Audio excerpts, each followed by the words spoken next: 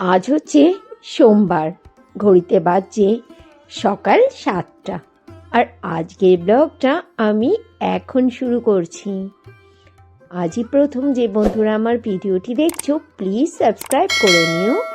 পুরনো বন্ধুরা, তোমাদের সবাইকে অনেক ভালোবাসা। ভিডিওটি কেমন লেগেছে সেটি কিন্তু অবশ্যই কমেন্টস করে বলো। লাইক করতে একদমই ভুলো না। আমার ইনস্টাগ্রাম আইডি পিঙ্কি সাহা 703।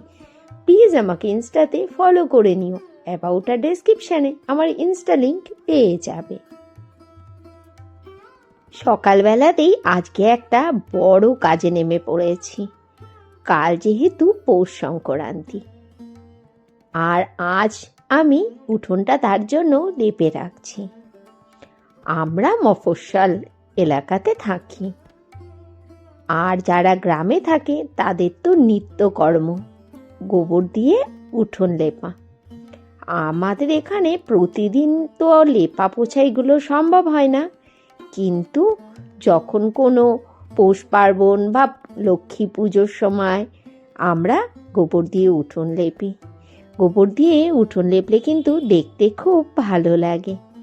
গ্রামগঞ্জে এই শীতের দিনে যখন যাওয়া হয়, তখন প্রতিটা বাড়ির ঝকঝকে তকতকে গোবর নিকানো উঠোন দেখতে কিন্তু ভারী সুন্দর লাগে। আর তোমরা ভাবছো দিদি গোবর দিয়ে উঠোন লেপছে, গোবর চটকাচ্ছে, ঘেন্না লাগছে না? সত্যি করে বলছি তোমাদেরকে, আমার একটুকু ঘেন্না লাগে না। আমার কিন্তু এই কাজটা করতে বেশ ভালোই লাগে। কিন্তু এই উঠোন লেপার পরে কোমরের অবস্থা হয়ে যায় খুব খারাপ। আমার পাক্কা 1.5 ঘন্টা লেগেছিল উঠোন লেপতে। একদম বাড়ির কোনো জায়গা বাকি রেখেছিলাম না লেপতে। লেপার পরে দেখতে খুব সুন্দর লাগছিল। এখন বাজে প্রায় 10:30। স্নান করে উঠে পড়েছি। তারপরে ঢুকতে তো হবে আমার অফিস ঘরে, কেননা আজ রান্নাবান্নাটাও করতে হবে। আর এই ছবিটা দেখো, মা দুর্গার ছবি। প্রতিষ্ঠা নিজের হাতে এঁকেছে, ওর স্কুলের ম্যাগাজিনের জন্য জমা দিতে হবে। প্রতিষ্ঠার আঁকার হাতটা না খুব ভালো হয়েছে জানো। ওকে আগে আমি নাচ শিখতে দিয়েছিলাম, বেশ কিছু বছর নাচও শিখেও ছিল, কিন্তু একটা সময় ও পরিষ্কার বলেই দিল আমার নাচ করতে একদম ভালো লাগে না।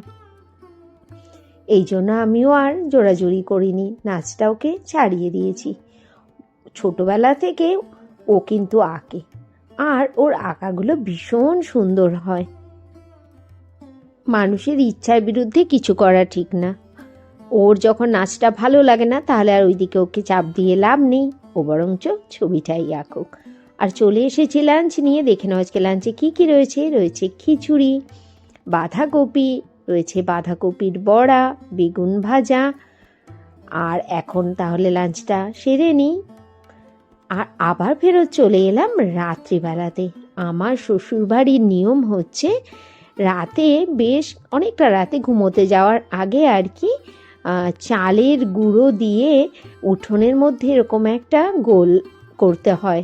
অনেকে আমার ফেসবুকে ছবি দেখে জিজ্ঞেস করেছিলে যে এটা কি করছো। অনেকের বাড়িতে আবার গোলা গুলে আর কি, চালের গোলার গুলে ভোরবেলাতে সূর্যকে পিঠে দেয়। আমাদের আবার আগের দিন রাত্রিবেলাতে এই গুঁড়ো চালের দিয়ে আর কি এরকম গোল করে পুজো করতে হয়। আর চালের গুঁড়োটা নিয়ে প্রতিটা ঘরের যে দরজা আছে সেই দরজা পর্যন্ত গুঁড়োগুলোকে দিতে হয়। আমি যেহেতু বাড়ির বড় বউ, আর শ্বশুরবাড়ি থেকে যে শিক্ষাগুলো পেয়ে এসেছি সেটাকেই আগিয়ে নিয়ে যাওয়ার চেষ্টা করছি।